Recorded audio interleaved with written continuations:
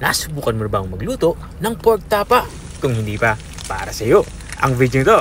Dahil dito ay magluluto tayo ng pork tapa. Simulan na natin ating pagluluto. Mayroon nga tayo dito ng 1 kilong karning baboy.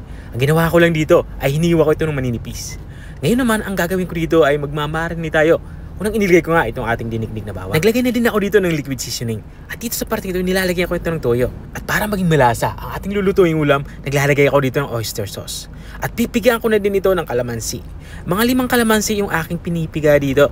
Makakatulong itong ating inilalagay na kalamansi para mabilis lumambot itong ating karning baboy. Matapos kong mapigaan ito ng kalamansi, maglalagay naman ako dito ng asukal. 1 kutsarang asukal yung aking inilalagay dito. Ito naman ay magsisilbing pambalansi sa lasa ng ating lulutuing ulam. At this point naman ay naglalagay ako ng Ajinomoto. Ito naman ay optional. Kung hindi kayo gumagamit ng Ajinomoto, skip nyo na to. At panghuli kong ilalagay dito itong ating black pepper powder.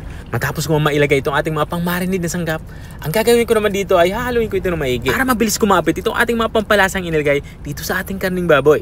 At once na nahalo ko na ito ng maigi, ang gagawin ko naman dito ay tatabi ko muna ito. Marinade muna natin ito kahit 1 oras.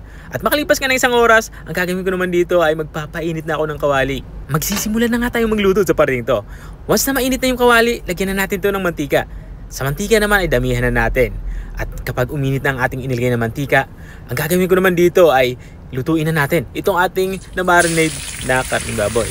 Gumamit na nga ako dito ng pansipit at inilagay ko na nga itong ating mga na-marinade na karning baboy. At kung andyan ka pa rin at nanonood hanggang dito sa parte ng aking video, ibig sabihin na interesado ka sa aking niluluto, baka pwede mo naman i-comment kung taga saan ka para alam ko kung hanggang saan umabot ang aking video.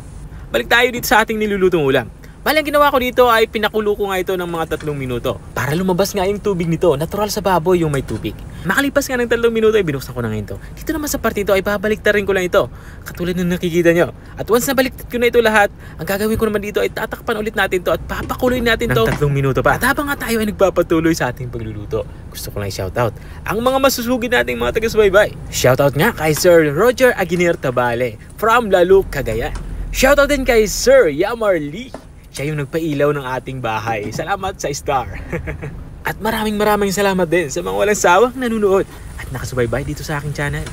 Balik tayo dito sa ating nilulutong ulam. At this point nga ay halos may gana yung sabaw. Pero hindi pa tayo tapos sa ating pagluluto. Ang gusto kong mangyari dito ay lumabas yung mantika nito. Tulad na nakikita nyo. Ang gagawin natin dito ay ipiprito natin itong ating karning baboy dito sa mantika. At kapag ganito na itsura niya ay pwede na natin itong insert. Ito na nga yung ating pork tapa. Kung nakarating ka hanggang dito sa dulo ng aking video, maraming salamat sa panunood. At kung nagustuhan mo naman yung bago nating recipe yung binahagi, baka pwede mo naman ito i-share. O siya, hanggang dito na lang ako. Kita-kita ulit sa mga susunod kong mga videos. Paalam. Bye-bye!